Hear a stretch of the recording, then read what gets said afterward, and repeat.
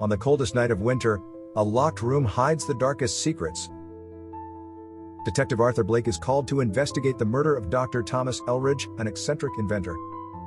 The body lies in the library of his mansion, surrounded by scorch marks on the floor, but the door was locked from the inside, with no signs of forced entry. As he examines the scene, Arthur finds a gold pocket watch on the floor near the body. The watch is stopped at 3:17 a.m., though its mechanism still seems functional. Intrigued, he pockets the watch, unaware of the consequences. Back at the station, Arthur struggles to make sense of the puzzle. No witnesses, no weapon, no clues. It's the perfect case to drive any investigator mad. Frustrated, he picks up the watch to examine it more closely. On impulse, he presses the button on top. Suddenly, the world around him freezes. People, objects, even the steam from his coffee cup, everything is motionless. Arthur realizes he can move freely, but only for a short time. When time resumes, exactly 10 minutes have passed. Excited by the discovery, Arthur decides to use the watch to investigate the case. He revisits Elridge's mansion, this time exploring locked areas without restrictions. He discovers encrypted notes about time experiments and a safe that seems crucial but remains sealed. With each use of the watch, Arthur notices something strange. Small memories begin to fade, the name of his favorite coffee shop, the tune of a song he loved.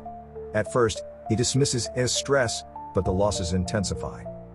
Arthur discovers that the investor is a powerful businessman named Richard Kane, known for funding revolutionary tech projects, but with questionable methods.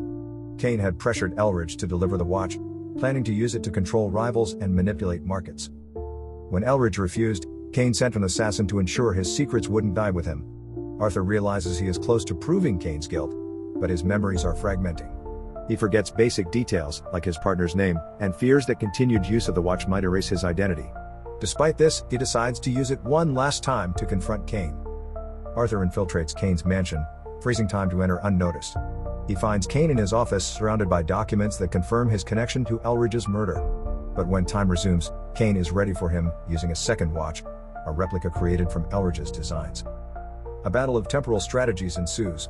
Arthur uses the watch to dodge attacks, while Kane manipulates time to erase evidence and disorient the detective. However, Arthur had anticipated this. Before using the watch, he planted incriminating recordings at the scene and activated alarms to call for backup. With Kane distracted, Arthur manages to destroy his rival's watch, but not without consequences. Arthur hands Kane over to the police and regains control of the case. But upon returning to the station, he realizes he has lost critical memories. He doesn't recognize familiar faces, has forgotten his childhood, and even the reason he became a detective. The watch, now in his possession, feels like a burden he fears using again. Days later, Arthur receives an anonymous letter containing the message, "Time doesn't forgive." Investigating further, he uncovers something shocking. The letter was written by none other than himself, years earlier. A fragment of a memory he doesn't recall living. Arthur decides to bury the watch in a secure location. But one last question lingers. If he has truly forgotten so much, how can he be sure this is his real life?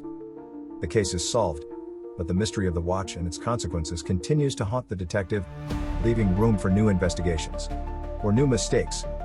Now Arthur walks in the rain, a melancholic smile on his face, as he narrates to himself. I solved the case, but lost pieces of who I am. The watch gave me power, but it stole my soul. Maybe that's what it means to meddle with time.